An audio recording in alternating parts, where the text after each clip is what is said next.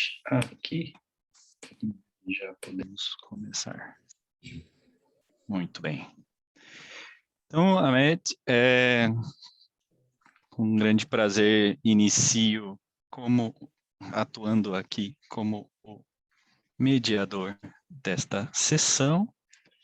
Nós teremos, então, a apresentação de 2 trabalhos.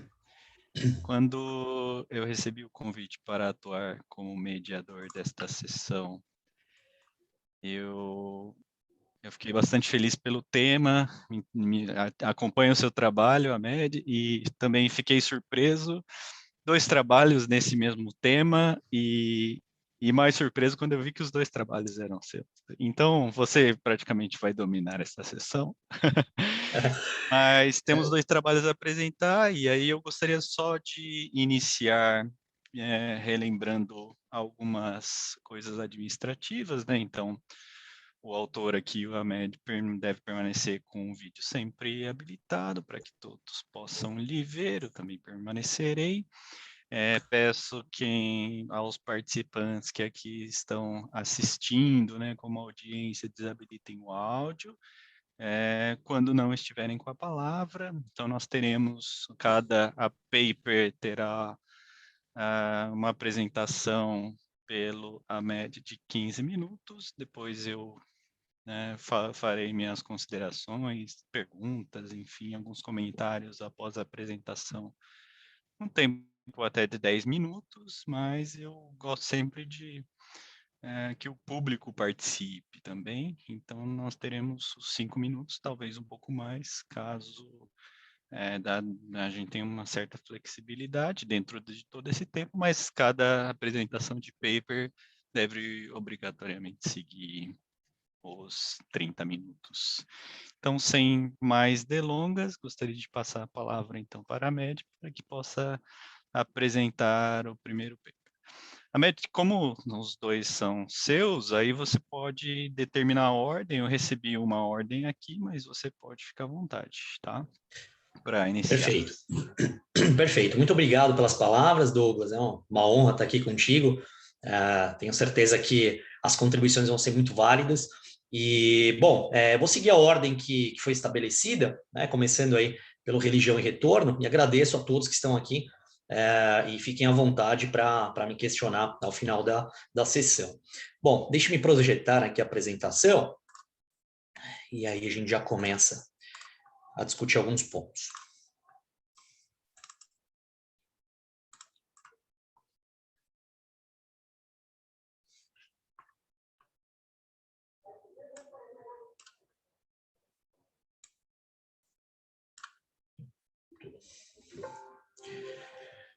Muito bem, acho que já está projetado aí para todo mundo, né? Esse trabalho, ele deriva aí de pesquisas anteriores, né, que foram desenvolvidas no meu doutoramento em administração, com a supervisão, com a orientação e a ajuda do professor Fábio Galo Garcia, foi meu orientador e parceiro nesse artigo. Então, o título do trabalho é Religião e Retorno. É possível ganhar dinheiro usando fé? Antes que pensem, né, não há nenhuma conotação de religião A, B ou C, é simplesmente uma vertente que eu tenho estudado há uma década e meia, né, que diz respeito aí a um conjunto, né, dentro de uma indústria financeira, de bancos e também de outras instituições, como seguradoras, que seguem um arrazoado religioso e conseguem ganhar dinheiro com isso. Bom, então, só um breve contexto, né? Em 2020, né, foi aí o ano em que encerrou o desenvolvimento desse trabalho, né, e que culminou numa pandemia, quase 1 em cada 4 pessoas era adepta de uma religião monoteísta chamada islamismo, né? Depois do cristianismo, é a religião mais predominante, né, especialmente no Middle East e North África, né, no norte da África e no Oriente Médio, mas também com uma expressão bastante razoável no leste asiático, com destaque para Malásia e Indonésia. Então, essa religião, somada a um conjunto de fatores comerciais, fez nascer aí o que a gente chama de Islamic Finance, né, ou finanças islâmicas. E o que essas finanças islâmicas ou instituições financeiras islâmicas têm de diferente em relação às convencionais ou suas contrapartes ocidentais? Elas seguem o livro sagrado, né? O que a gente chama de Corão ou Quran. O que esse livro sagrado traz de novidades do ponto de vista comercial? Uma porção de aspectos filosóficos, né? de caráter social, né? De bons tratos com o ser humano, com o meio ambiente, com as pessoas e etc. Só que para que não fique muito no campo do abstrato, né, em sentido amplo, tiveram que colocar essa religião, esse livro sagrado, em sentido estrito. Nasce daí uma lei islâmica que a gente chama de Sharia. Então, quando uma instituição financeira está em Sharia compliance, significa dizer que ela segue um arrazoado estrito, né, um arrazoado lei codificado de aspectos contemporâneos da religião. Um exemplo simples aqui, bastante pueril para que vocês entendam. Então, se no livro sagrado diz não coma carne de animais que se alimentam de sujeira, né? Lá não diz que animal que é. Sharia vai contemporaneizar e dizer, olha, você não pode comer carne de porco. Né? Então, quando você replica isso para esse conjunto de instituições financeiras e também não financeiras, elas simplesmente colocam, eu não posso ter investimentos em empresas que compram, comercializam ou abatam carne de porco. Né? Isso é similar ao que a gente tem hoje no ESG. Né? Então, isso já vem sendo praticado há pelo menos meio século por esse conjunto aí de instituições. Então, todas as instituições e mecanismos usados nas finanças tidas como islâmicas seguem a Sharia, né, que é esse código, né, uma codificação de algo um pouco mais filosófico. Não suas proibições, princípios, são estabelecidas nesse livro sagrado como princípio fundamental, né, o bem-estar, o welfare state aí das pessoas. Né? Então, essas diretrizes das finanças islâmicas, elas estão muito bem solidificadas dentro da literatura internacional. Né? A gente tem publicações, mês sim, mês não, em papers de alta relevância tratando desse tema. O nosso trabalho quis identificar a questão dos fundos mútuos islâmicos. Então, os fundos mútuos islâmicos, né, eles surgiram aí na década de 80.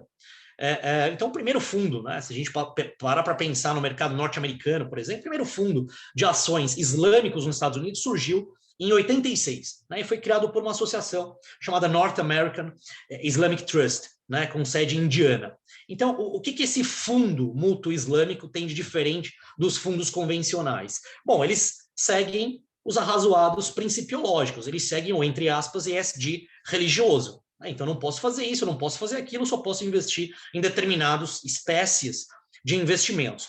Então, a nossa inquietude aqui foi, a partir de um mercado mais maduro, como o norte-americano, onde livremente a gente tem índices financeiros islâmicos, onde a gente tem fundos de capital islâmicos, entender, né, comparar, né, com suas partes ou contrapartes convencionais e também com aquilo que mais se assemelha a um fundo mútuo islâmico, que seria um fundo socialmente responsável. Então, esse é o pano de fundo da pesquisa. Então, o que essencialmente diferencia os fundos islâmicos dos convencionais? Essa gama de opções religiosas que os fundos islâmicos têm e que os convencionais acabam não tendo. Então, existem 3 tipos, né, para encerrar esse contexto preliminar, de fundos islâmicos. Né? Os fundos hedge, de ações e de dívida.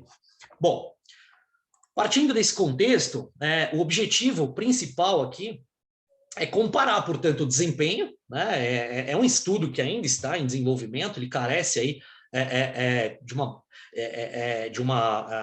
um arrazoado técnico mais robusto, né? Pensando em publicações futuras, mas está bastante amarrado com essa questão-chave, né? Com esse objetivo-chave. Então, é comparar esse desempenho do investimento de fundos mútuos islâmicos dos Estados Unidos, mercado maduro, mercado que já tem essa penetração há muito tempo. Para vocês terem uma ideia, as finanças islâmicas, elas começam a ser discutidas no Brasil agora, começaram em abril de 2021, quando a Comissão de Assuntos Econômicos do Senado Federal decide criar o marco legal das finanças islâmicas, isto é, trazer o dinheiro desses investidores para cá, haja vista que há uma insegurança jurídica por parte desses bancos, né? Uma insegurança fiscal de bitributação que ainda não foi resolvida. Então a gente começa a caminhar nesse sentido, como a Austrália fez, uma minoria muçulmana, 1,5% da população, mas permitiu esse avanço, como o Reino Unido fez desde a década de 90. Portanto, como a gente não tinha fundos para fazer o placebo aqui no Brasil, a gente foi para o mercado mais maduro, né? Em finanças a gente estuda isso, né? Quando não tem um mercado maduro, né? Ou quando não tem um beta comparável aqui, você vai para o risk-free lá, né? Não só a taxa de juros, mas também para o beta mais maduro. Bom, então o objetivo, portanto, é comparar esse desempenho. Então, será que vale a pena investir nesses fundos? Será que a fé, né? E aí a parte mais quali, menos quanti, né? Do chamariz, né? Desse objetivo, será que a lucratividade e a fé podem ser alcançadas ao mesmo tempo? Esse paradoxo, essa dicotomia, melhor dizendo, ela é também observada nos investimentos ESG. Será que você investe num fundo de ações ESG ou SD que rentabilizam um dígito ao ano para seguir seus princípios? Ou será que você vai escolher, pensando numa teoria racional de investimentos, um fundo que dá 2 dígitos, mas que investe em coisas que você não gosta, tais como tabaco, bebida, que são condenáveis para essa modalidade de investimentos que a gente está estudando. Tá? Então, essa é uma questão ainda não pacificada, e eu tenho certeza que, racionalmente falando, o ESG está caminhando, assim como as finanças islâmicas estão caminhando muito bem. Portanto, a gente comparou, né, o desempenho, né, pegando aí amostras correspondentes de fundos, a gente construiu um portfólio comparável, né, para poder fazer esse arrazoado, seguindo trabalhos aí precedentes, né? Esses fundos eles foram combinados com base em critérios de idade, tamanho, né, tanto no começo quanto no final. Cada fundo islâmico foi da mesma forma comparado com uma carteira igualmente ponderada de 2 fundos socialmente responsáveis, para que a gente tivesse comparação. E só para vocês terem uma ideia, por exemplo, eu não posso, e eu já estive tentado a fazer, comparar bancos brasileiros com bancos islâmicos. São bancos, né? O supermercado é o mesmo, mas são incomparáveis. Né? O que mais se assemelharia seria uma cooperativa de crédito brasileira. E olhe lá, né? Então, aqui a gente teve que tomar um certo cuidado com a montagem da carteira. A gente selecionou essas carteiras com base em índices que são de mercado, o MSCI, por exemplo, são índices que tratam, né, esses fundos islâmicos à parte, dá para a gente ter essa previsibilidade. Bom, a composição da carteira, né, essa tabela, ela resume a composição da nossa carteira, né, correspondente. Considerando todo o período analisado, né, a rentabilidade média anualizada do fundo islâmico, né, ficou em 4,66%, superou, né, a rentabilidade média convencional. Eu garanto que isso não é viés do pesquisador, né, se for para criticar, eu critico, mas isso não é viés. A amostra analisada deu esse retorno. E o fundo convencional, né, o fundo convencional e o socialmente responsável, né, os desvios padrão foram de 14,11 e 13,58, né, considerando a mesma estrutura. Né, esses valores também podem implicar aqui em maior risco para os fundos islâmicos. Um disclaimer importante que eu esqueci de comentar no início é que o princípio fundamental de uma instituição financeira islâmica, de um fundo islâmico, é a proibição da usura. Né? Então, você não pode ganhar dinheiro com dinheiro ou em decurso do tempo. Né? Então, você precisa ganhar, você pode e deve ganhar dinheiro se você estiver desenvolvendo riqueza, né? Estiver gerando valor em sentido estrito, não apenas em sentido amplo. Portanto, você tem uma porção de proibições. Né? Um segundo princípio das finanças e dos fundos islâmicos é o compartilhamento de riscos e perdas. Ou melhor, de profit and loss sharing, né? Que é como a gente chama, que é compartilhamento de riscos e ganhos, né? Ou de perdas e ganhos, melhor dizendo. Então, ganha-ganha, perde-perde. Isso se assemelha a uma cooperativa de crédito brasileira, à medida em que as sobras, que é o termo técnico que se utiliza em cooperativa, são divididas aos cooperados. Mas as perdas nem sempre em sentido direto. Nas finanças islâmicas, não. Né? Uma outra modalidade interessante presente nesse fundo são os fundos Takaful, fundos de seguros. Né? O que diferencia um seguro islâmico de um seguro tradicional? O seguro tradicional, você faz o seguro para não usar, né? Para não acionar o sinistro. né? Então, você despeja ali um recurso, né, paga um prêmio ali por um risco, mas espera não utilizá-lo, né? Se utilizar, obviamente, a seguradora tem lastro para fazer a divisão. Num TACAFU, o operador do fundo TACAFU usa esse recurso para fazer mais recurso e compartilhar esses recursos com os segurados, né? Então, você tem o perde e o ganha, né? Você não tem apenas uma linha de raciocínio. Bom, os fundos islâmicos também tiveram um retorno, apesar da amostra relativamente pequena, superior do que os fundos socialmente responsáveis, né? Mas a variabilidade aqui ela foi visivelmente menor, como eu disse. Então, as diferenças de desempenho nesse primeiro momento entre os fundos foram estimadas comparando, né, médias de grupos ou usando aí os pares combinados, né? A gente usou essa abordagem de pares combinados, né? Então, para determinar, por exemplo, se um prêmio é pago pelos investidores por seguir estratégias islâmicas, a gente comparou características de fundos islâmicos em termos de risco e retorno com fundos convencionais e socialmente responsáveis nos mesmos grupos, né? Nos grupos correspondentes, né? Além das séries temporais que a gente utilizou aqui. Bom, como resultado, né? O trabalho ele tem uma porção de tabelas, né? E a gente foi estimando os alfas e os betas. Então, nessa tabela, a gente tem os resultados com base em uma das equações que a gente construiu. A gente foi tentando, né, usar modelo de um fator, modelo de 6 fatores, não chegamos a usar modelo de 7 fatores, mas a gente foi percebendo, à medida em que o trabalho foi se desenvolvendo, diversas limitações, né, e conclusões, né, que não trariam. Acho que em pesquisa é assim, a gente vai construindo, no próprio desenvolvimento do trabalho, os modelos vão sendo criados e melhorados. O trabalho é muito maior do que as páginas que foram submetidas para o Congresso, mas a gente tentou apresentar os principais fatores. Então, nessa tabela, a gente utilizou o modelo de fator único para uma carteira islâmica, para um fundo socialmente responsável e para um fundo convencional para todo o período, né? Então, para criar essa uniformidade entre séries de todos os fundos, foi considerado um período de junho de 88 a fevereiro de 2019. Como eu disse, o primeiro fundo islâmico se iniciou em 86. Né? Então, a gente pegou 3 períodos para frente para tentar pegar aí um resultado robusto. A gente calculou o alfa para cada portfólio, como está aqui na tabela.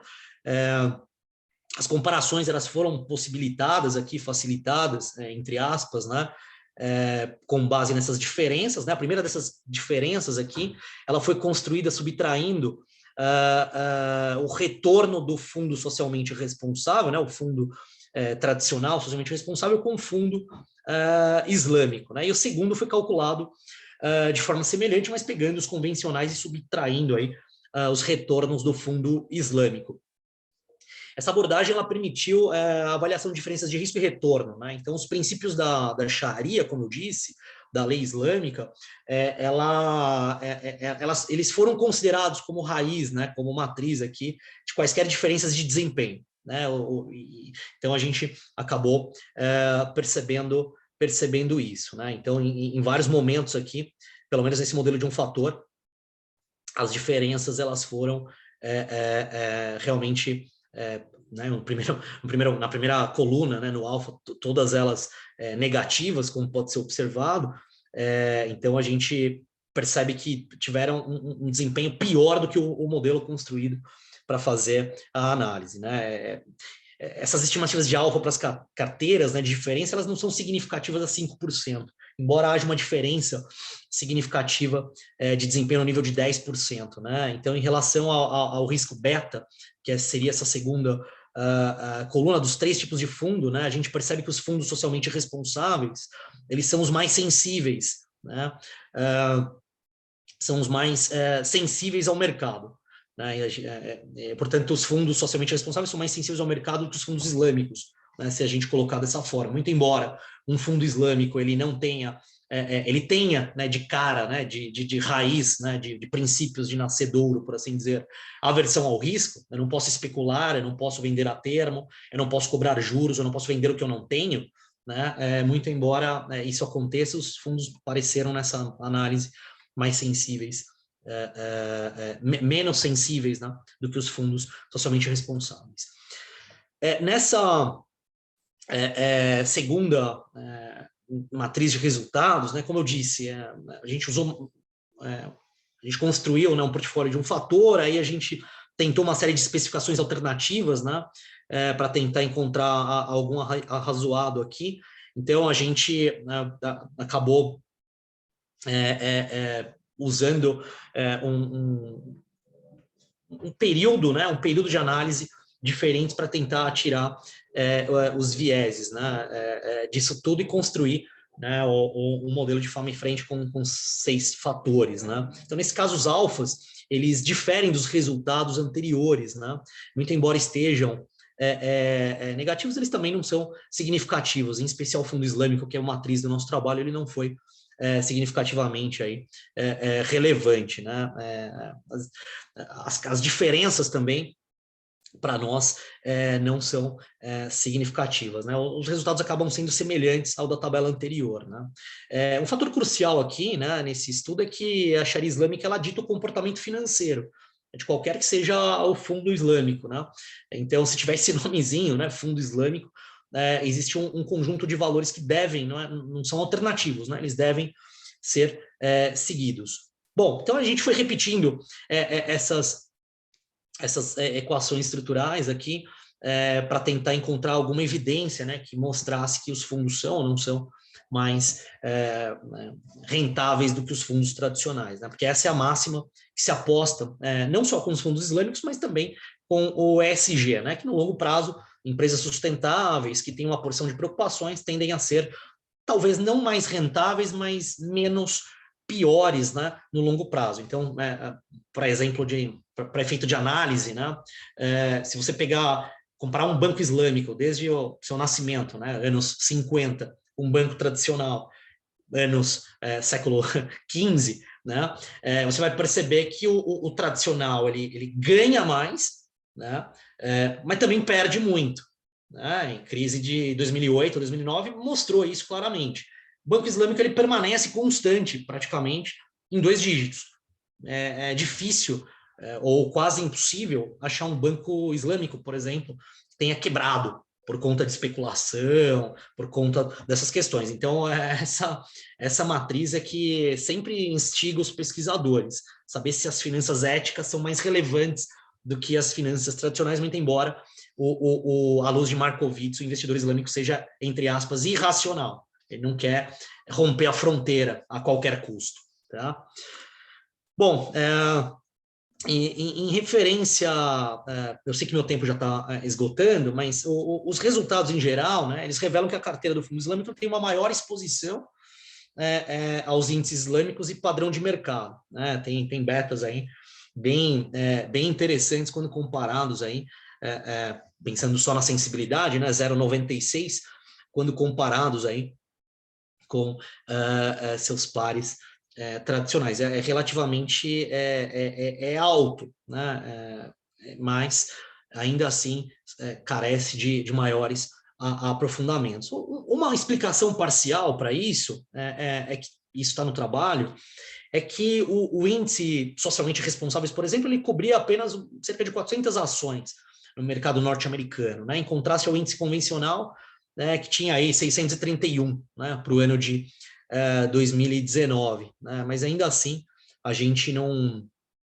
encontrou diferenças significativas.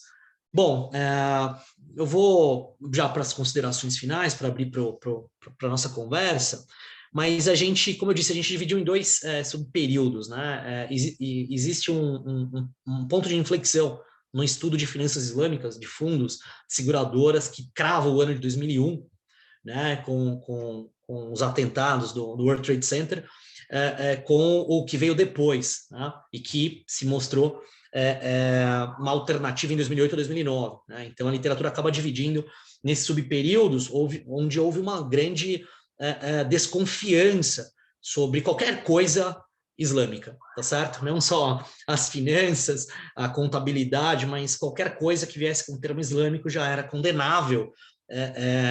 Você pegar um fundo Morningstar aqui, né, teria uma estrela negativa, né? Então isso teve que ser revertido. Mas a gente no segundo subperíodo percebeu que mais da metade dos fundos já havia sido lançados, já estavam operando, o que significa que eles já estavam amadurecidos. Como eu disse, o sistema financeiro islâmico ele surge na era moderna, na segunda metade do século XX, portanto é recente, mas já está bem consolidado, segue Basel, segue uma porção tem auditoria, é tudo bem regulamentado. Então essas diferenças de desempenho, né, não podem ser atribuídas à inexperiência, como se colocou na literatura anterior. Então, em tese, o que a gente percebe é que tantos fundos socialmente responsáveis, né? Fundos de investimento socialmente responsáveis, quanto islâmicos, estão expostos a um risco maior, dadas as suas limitações, quanto à gama de ações que elas podem selecionar para o investimento. Né? Então, é aquela história.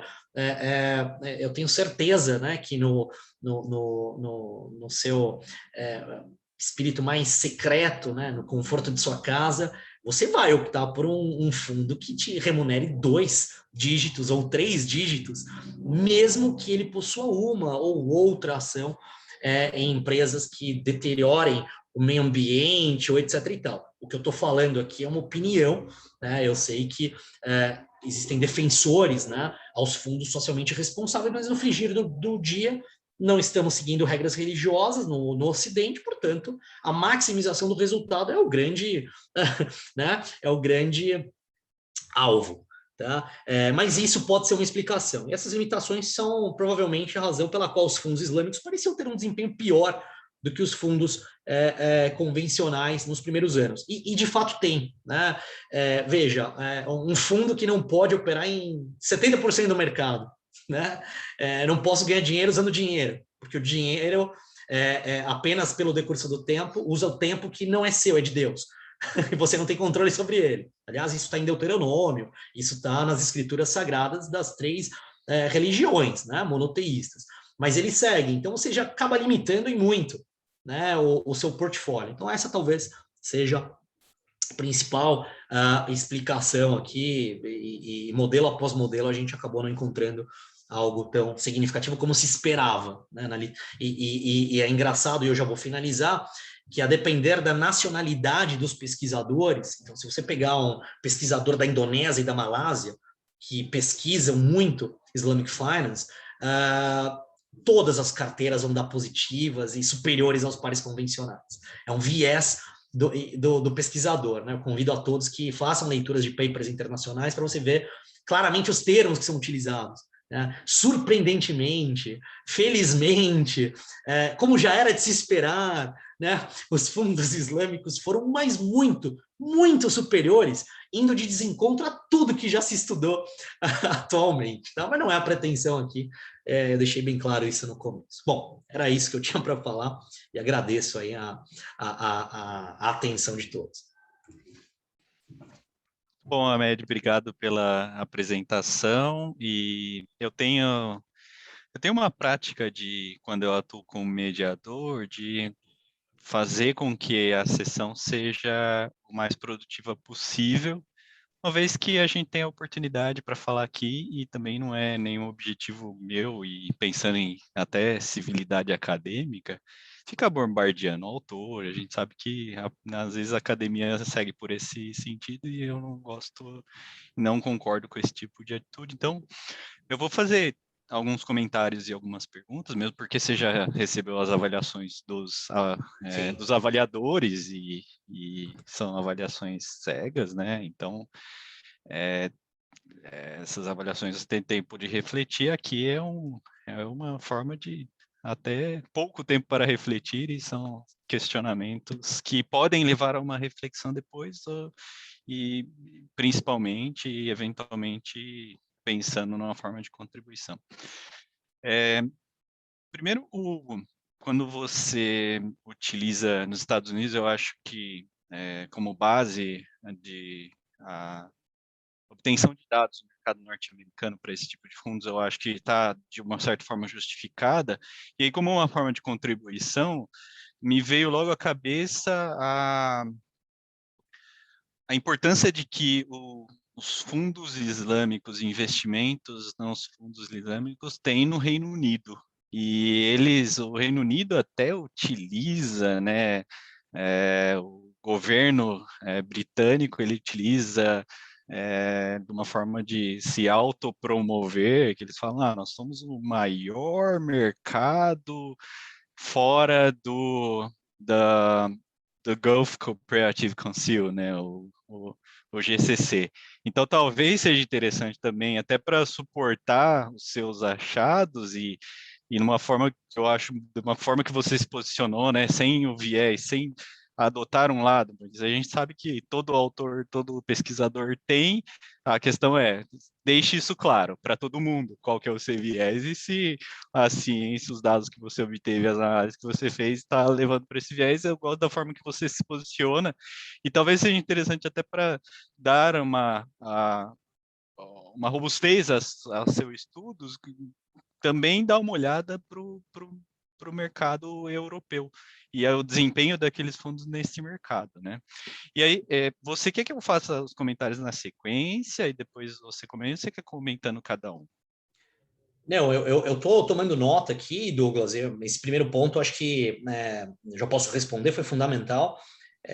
Realmente, o Reino Unido, só para aqueles que estão nos vendo, para vocês terem uma ideia, o Reino Unido tem 40 programas estrito sensu de Islamic Finance. Então, começa por aí. Né? Então, você pode ser mestre e doutor e fazer seu estágio pós-doutoral nessa linha, lá, há muito tempo, né? Em Durham, em Oxford, onde você, em Durham principalmente, né, mais ao norte, onde você tem um celeiro, né, mês sim, mês não, de pesquisadores ocidentais, produzindo trabalhos brilhantes.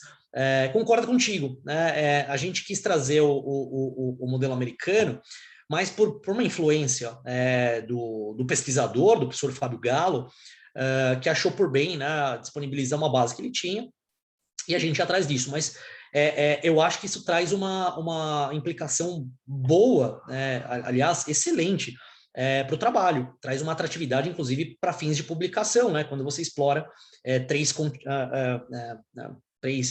dois continentes, né? Por assim dizer. Eu já anotei aqui e agradeço essa sugestão muito boa.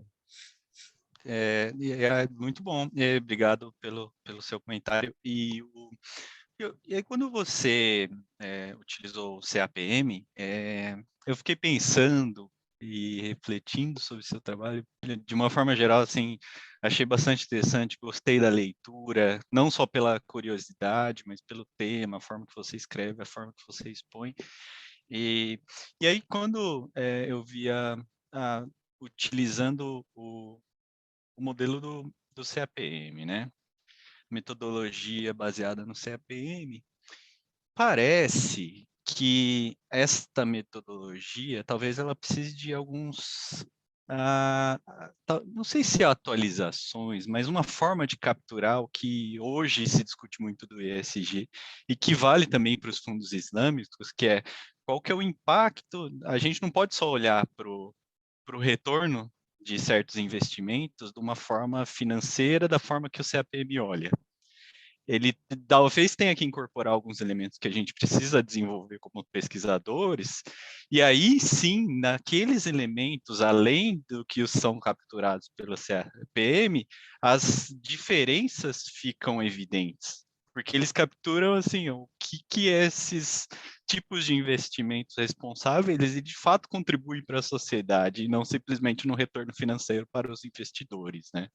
Então eu fiquei pensando que talvez e aí a gente entra em 2020 com até o mercado americano olhando bastante para ESG, que que eu acho que assim a extensão do seu trabalho, eu sei que você pegou um período já definido até 2019, mas essa extensão ela tem bastante relevância agora, que agora todo o mercado está falando, investidor, BlackRock e outros grandes conglomerados financeiros falando que a gente só vai investir em aqueles investimentos responsáveis. Então aí talvez um efeito que a gente não tenha visto no passado, esse efeito ele comece a aparecer agora. Talvez meio que por uma forma de um diff ou alguma outra, incorporando outros elementos aqui, poderiam capturar o que o CAPM talvez não tenha condições de capturar, né?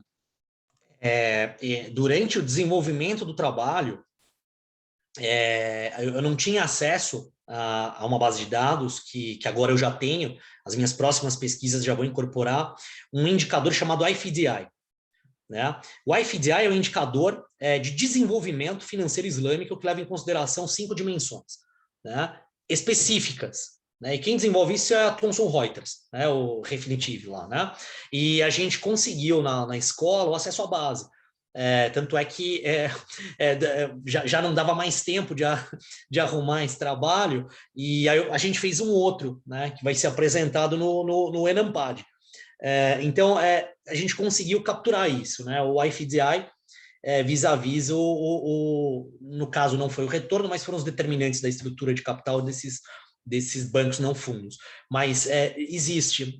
E é engraçado que essa foi uma grande preocupação, porque como é que você vai falar de risco, né, para um fundo que não que é averso a risco, né? Como é que você vai falar de sensibilidade de mercado se o mercado desse fundo ele é diferente do mercado tradicional? Então você tem toda a razão. Essa foi uma grande lástima, né, no bom sentido, durante os momentos de trabalho, porque realmente a gente sabe que às vezes os modelos eles não têm conexão. Mas para desenvolver um modelo adaptado, como se é de praxe na nossa área, até então eu não tinha acesso ao IFDI, né? Mas é excelente. Você pegou um dos grandes problemas que eu tive durante o trabalho. Você encontrou realmente uma luz aí importante. Beleza, legal. E aí eu acho que seria interessante, eu vou também deixar alguns minutos para eventualmente quem tiver perguntas ou comentários pode colocar no chat, ou eu vou pode abrir o microfone após o meu comentário, que vai ser o último em relação você comentou um ponto que é a conformidade, né, com a lei islâmica, Sharia. Acho que seria interessante, como falou assim, por talvez pouco conhecimento, e acho que contribuiria para o trabalho fazer a apresentação de como essa conformidade é realizada. Eu voluntariamente e conscientemente retirei isso do trabalho, porque, aliás, eu sempre repito isso nos congressos, que o grande problema que eu tenho é o seguinte: se eu faço uma super intro, né, a gente vê isso em alguns papers por aí, é uma super intro e já vou para o desenvolvimento das hipóteses e a metodologia e esquece a receita de bolo com as 5 sessões que tradicionalmente a gente tem por esse lado aqui. Se eu faço isso, e eu fiz isso, mas não numa super intro, mas deixando uma sessão para explicar Sharia compliance, princípios, etc. e tal, eu perco lá na frente na análise dos resultados. E para um congresso, para uma revista, o número de páginas ele é crucial. Então, nessa tua sugestão, a gente já está pensando em fazer uma super intro, parágrafo, né, explicando ali, etc. e tal, e tentar reduzir um pouco as sessões seguintes. Mas tem total razão, mais uma vez, eu concordo em gênero, número e grau, você tem razão. É uma limitação que nós pesquisadores temos e o mundo meio que pede isso, né? Você tem uma certa concisão, mas de certa forma pegando todos aqueles pontos que são importantes. Muito bem. Beleza. Agora eu gostaria de abrir para os participantes, se alguém tiver algum comentário, pergunta, pode ficar à vontade.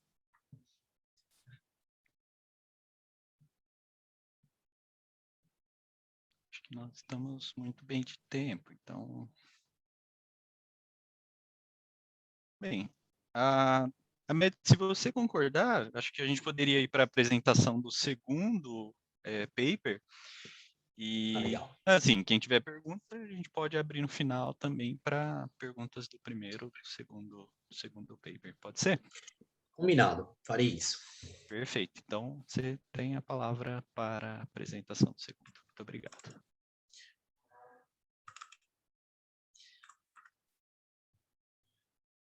Muito bem.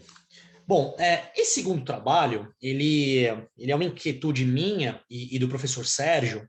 A gente conversa há muitos anos sobre contabilidade islâmica, né? Saindo das finanças, indo para a contabilidade, mas lembrando que a contabilidade, no fundo, presta contas do modelo financeiro islâmico. Portanto, o shareholder pode até existir neste plano terreno, mas né, como a gente tradicionalmente fala com as IFRS, né, você presta contas para o credor. Né? No caso dos bancos islâmicos, o credor é Deus. Né? Então, você presta contas de uma forma sui generis, eu diria.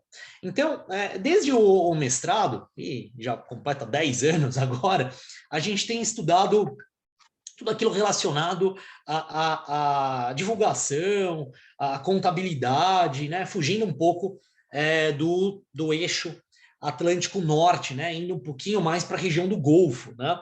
Então, especificamente no Conselho de Cooperação do Golfo, como o próprio Douglas colocou, que é dividido em 6 países, né? Majoritariamente dependentes do petróleo, mas que influenciam certas decisões. Para vocês terem uma ideia, o IASB islâmico fica em Bahrein, que é um dos 6 países. Né? O Catar se desenvolve muito bem nessa linha, os Emirados, enfim, nós temos ali um conjunto, a própria Arábia Saudita, conjunto de países que acabam norteando isso. E nesse Conselho de Cooperação do Golfo, nós temos aí bancos convencionais e bancos islâmicos.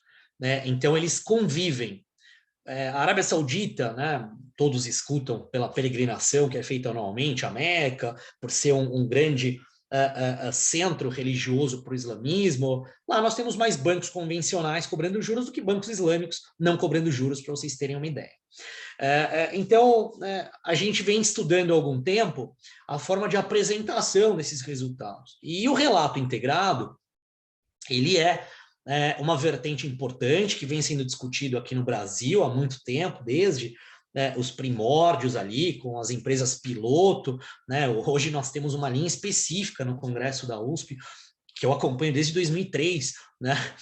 Há muito tempo, e vejo ano após ano criando linhas específicas e cada vez mais próximas do que é o mundo real, né? E não só o teórico. No caso do relato integrado, o que a gente quis fazer aqui é analisar a relação entre a divulgação, e aí uma divulgação voluntária dos bancos islâmicos, porque eles não são obrigados a isso, e o desempenho. Por que o relato foi escolhido, e a gente abordou todas as dimensões, tudo bonitinho? Porque, de certa forma, já existe uma responsabilidade social corporativa por parte desses bancos que vai ao encontro de alguns dos capitals que estão ali na estrutura base do relato integrado. Né? A relação de um banco com o meio ambiente já está preconizada ali. A relação do banco com o credor já é religiosamente posta no livro sagrado. Né? A noção, eu costumo brincar que a noção de fair value, ou valor justo, está lá, num dos versículos do Alcorão. Né? Não diz, obviamente, que o IFRS 13 diz, né? Mas basicamente você pode traduzir como, olha, numa relação entre credor e cliente, né? Quem deve fala o valor para quem lhe é de direito, e se eles combinarem, conhecerem o negócio, esse é o preço. Não se fala em preço, mas se fala em valor. Portanto, já existe uma forma de divulgação, ainda que voluntária, que vai ao encontro do relato integrado. Então, a gente optou por essa análise aqui, um tanto quanto diferenciado. Então, o relato integrado ele é uma nova estrutura, nem tão nova assim, que propõe a integração de informações financeiras e não financeiras em um único relatório. Ele é um relato porque ele relata já algo que está contido em outros relatórios, que está contido em outras informações e tal. Nos países do Conselho de Cooperação do Golfo, esse conceito ele atraiu uma considerável atenção por parte desses bancos, apesar de não ser de observância obrigatória, assim como o ESG. Né? A literatura ainda é muito escassa em relação à análise da matriz ESG e do que os bancos já fazem há algum tempo, como eu disse. No caso do relato, é a mesma coisa. Bom, então, partindo dessa premissa, o objetivo, né, do estudo foi analisar a relação entre essa divulgação do relato integrado, a gente construiu um índice para isso, para mensurar essa divulgação, ainda que não obrigatória, e o desempenho financeiro operacional de mercado dos bancos islâmicos, e a gente trouxe para dentro do trabalho os bancos convencionais. Eu insisto, né, com esse termo, bancos convencionais, contrapartes ocidentais, etc. e tal, porque nos primeiros trabalhos que a gente fez sobre esse tema, aqui no Brasil especificamente, a gente foi muito cobrado, né? Tá, mas eu não conheço. Você diz aí que o Banco Islâmico é bom, mas em relação ao quê? Né? Então, a gente sempre teve que colocar isso, e eu acho que fez para mim muito sentido ao longo desses anos.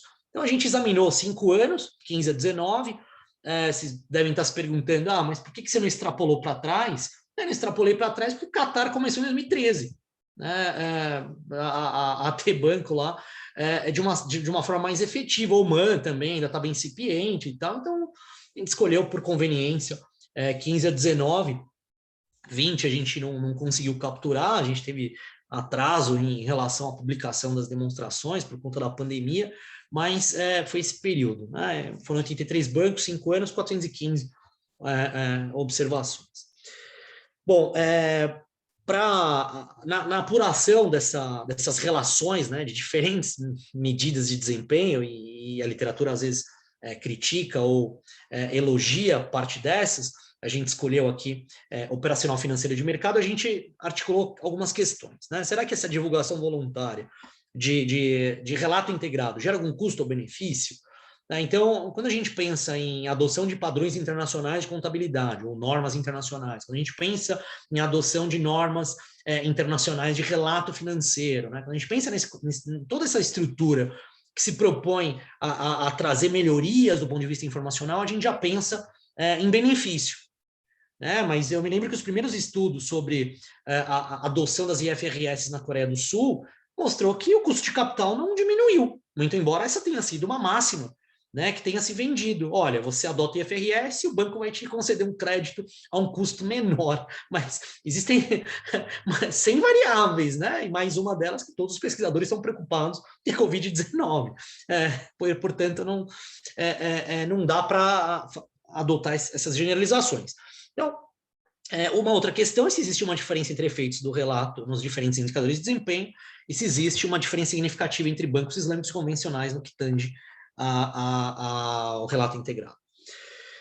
Bom, a gente desenvolveu um índice, né, para mensurar a relação entre o relato integrado e o desempenho do banco, né, e o índice ele é a variável independente nesse caso. A gente regrediu eles separadamente contra 3 indicadores de desempenho. Confesso que talvez não sejam os melhores, mas é o que eu tinha mais familiaridade na época de elaboração desse trabalho. Né? E aí a gente usou o Kid-Tobin, o PL e o ROA aí, como preponderantes. E a gente inseriu algumas variáveis de controle nas equações para capturar características específicas, muito embora esses países estejam num conselho quase que hegemônico, né, isonômico e tal, dentro da região. Né, mas a gente pegou 2 indicadores macro e também características de banco, como a literatura recomenda, a literatura precedente recomenda. Bem, as hipóteses, basicamente, são as que estão apresentadas aí. Então, a primeira, se o relato integrado está positivamente associado ao desempenho operacional, se está associado ao desempenho financeiro ou ao desempenho de mercado. Será que isso explicaria, né, uma adoção obrigatória, compulsória, mandatória por parte dos reguladores nesses países? Será que isso traz um retorno positivo, com todas as limitações possíveis que a palavra retorno vem a trazer, né? E, de novo, eu tenho essa noção enquanto pesquisador que, muito embora se prometa mundos e fundos, existem outras variáveis, além das normas, além daquilo que é obrigatório, que pode trazer um efeito positivo, né? Eu me lembro bem que na época em que se discutia a exclusão, a eliminação da DOAR, né, aqui no Brasil, para que se substituísse o déficit pelo DFC, alguns pesquisadores, acho que o próprio professor Bruno Salotti da FEALS pesquisou se a adoção voluntária do fluxo de caixa trazia retornos positivos, né? Eu mesmo já me aventurava naquela época de tentar ver se a DVA trazia algum retorno positivo, de maneira bastante ingênua, né? O resultado foi não. Ninguém nem sabia para que servia a DVA e nem do bojo das IFRS ela fazia parte. Portanto, é só assim que a gente dá com as caras na parede, né? Pesquisando e tal. Bom, então, para mensurar a relação entre o relato integrado, o desempenho, a gente estimou aqui um modelo linear, da seguinte forma, né? Então, esse primeiro item aqui é uma variável contínua, né? A variável, nós temos aqui uma variável dependente, né? IRI, né? Que é o índice. O desempenho, né? Ele é medido por 3 modelos, né? Então a gente tem aqui o ROA, né? A gente tem o Tobin, a gente tem o ROI, né? PL ativo e o próprio mercado. O B0 aqui é a nossa constante, B1 até B6 no nosso modelo acabou sendo as variáveis independentes. Aí a gente tem tamanho, idade, auditoria, né? Também a questão do nível de governança pública que os principais indexadores, até o Banco Mundial traz aí, a qualidade, né, de governança pública do país, que não se confunde com essa que é de auditoria, o PIB, e o termo aí, o erro aleatório, né? Lembrando aqui que no modelo o I representa o banco, o T o período e o G o país. Opa, perdão, acho que... Bom, eu trouxe alguns resultados, então a gente pode partir dessa premissa para a discussão. Então, eles mostram que o relato integrado, a divulgação, o índice que foi criado como variável independente para os bancos islâmicos, ele impacta negativamente, por exemplo, o QI de Tobin, né? Então, significativo a 5%. Né? Ele não tem impacto no ROA, não tem impacto no ROI, né? Ao contrário, né? Os resultados para os bancos islâmicos, eles acabam, no que diz respeito ao ROA, eles são... obviamente, eles têm lastro, eles encontram lastro na literatura anterior, especialmente que usei em 2018, salvo engano, na medida em que parece haver uma associação insignificante, né? O que, em tese, mas a gente não tinha provado, parecia ser uma verdade, né? Entre o QI de Tobin, por exemplo, e a divulgação. Né? Isso não parece ser irrelevante para o investidor ainda desses bancos aí que pregam né, a transparência, né, a questão religiosa, etc. Então, parece que destrói valor. Né? Eu acho que essa palavra é forte, mas parece que destrói valor ao invés de construir valor dos bancos. Parece que a divulgação da RI, inclusive, no Conselho de Cooperação de Golfo, né, afeta negativamente o custo de capital. Isso contrasta, inclusive, com a teoria de sinalização, teoria de agência, que juntas postulam que uma divulgação melhorada, intensificada, levando em consideração o ecossistema onde você está inserido, levaria a uma redução na simetria de informação, que, por sua vez, reduziria o custo de capital, que eu comecei falando das IFRS. Né? Então, para interpretar os resultados, parece que os bancos islâmicos dependem da confiança, né, em algum item importante. Em vez de atingir apenas resultados financeiros, como reputação, confiabilidade, né, de certa forma, o relato, por não ser um modelo apenas financeiro, ao que tudo indicava no início, traria retornos maiores, mas a gente não conseguiu explicar isso. Né? Já a governança pública, já a questão dos retornos para os bancos convencionais parece que exerce uma influência positiva. Isso a gente verifica diariamente nos noticiários por esses lados aqui no Brasil. Né? Então, se a notícia não indica algum tipo de insegurança política ou fiscal, o mercado já reage instantaneamente e os retornos são impactados. Tá? Bom, então eu trouxe aqui de maneira sintética, né, para cada um deles, né, o que os níveis de significância, a gente, né, aceitava ou não as hipóteses, a gente aceitou as 3 hipóteses, né, por encontrar uma, né, diferença, né, de que a gente parece que há uma diferença significativa quando a gente fala de bancos islâmicos, né, mas não em sentido positivo e sim em sentido negativo.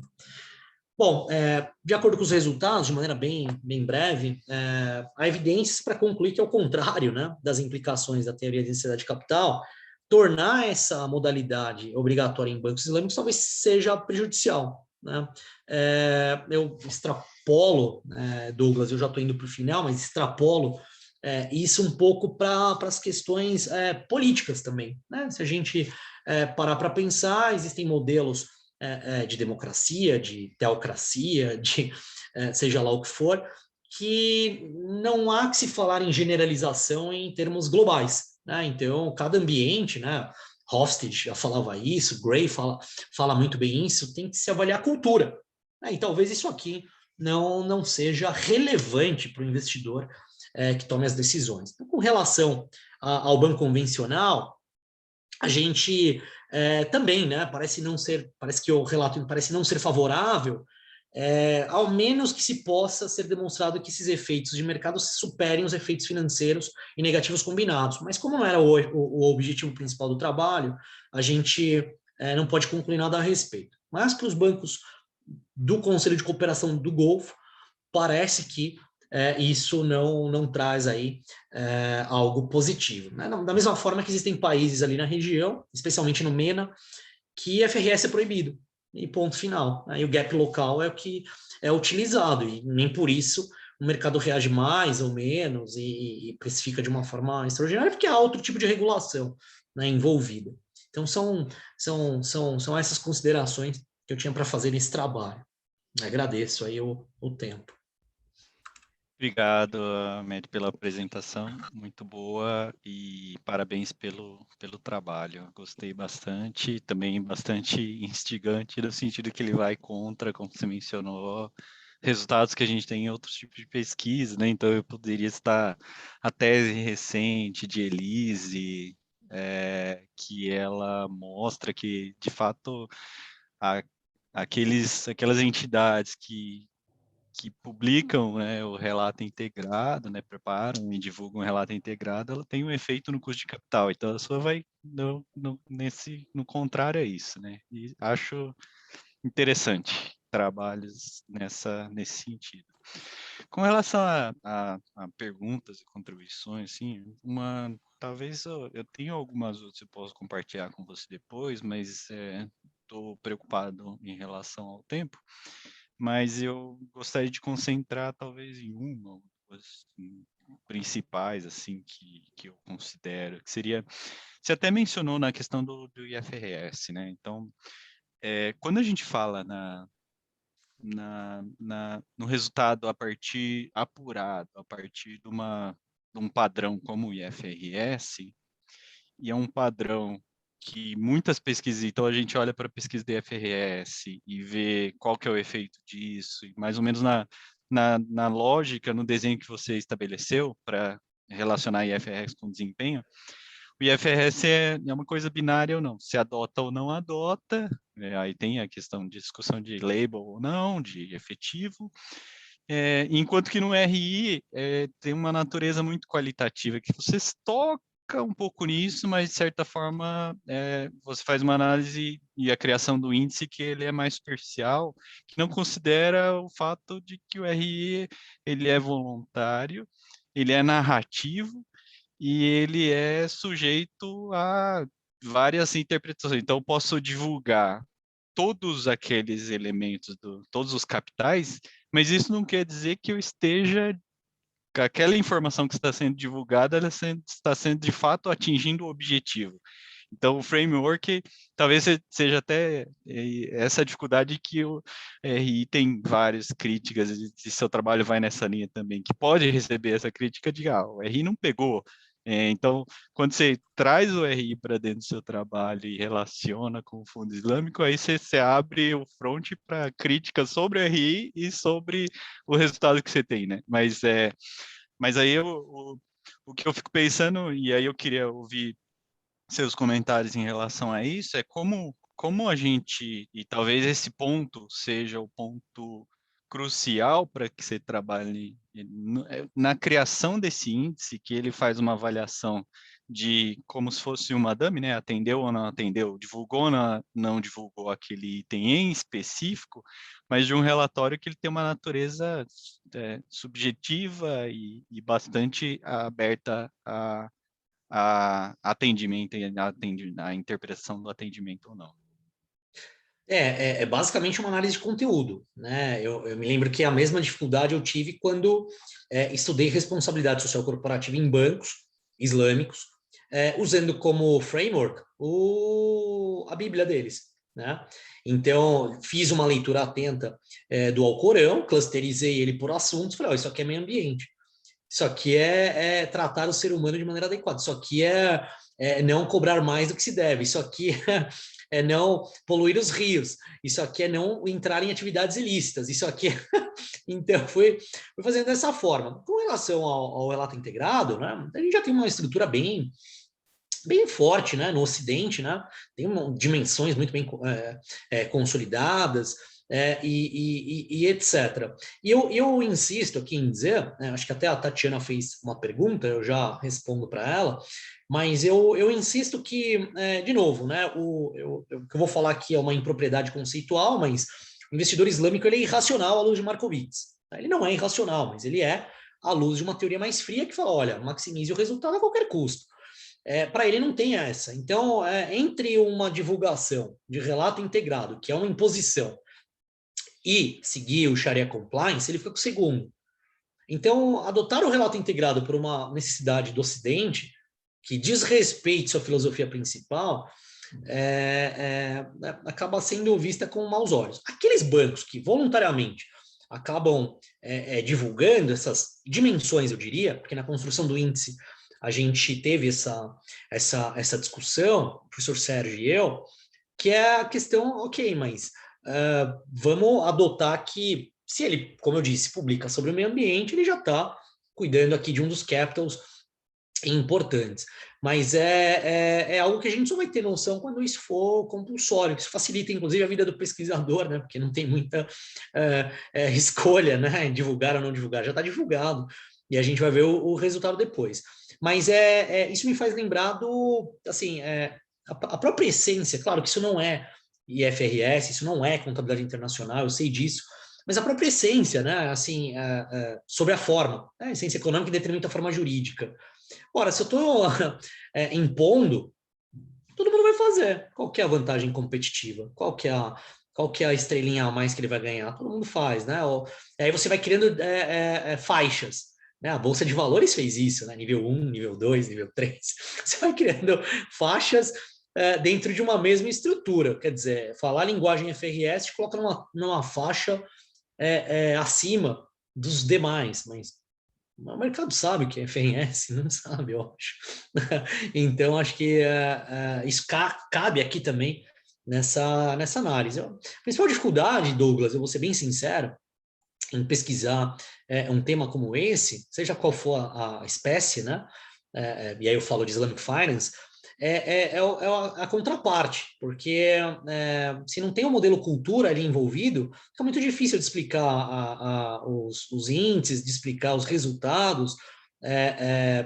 Tem país que proíbe a adoção de FRS. É simples, não tem essa.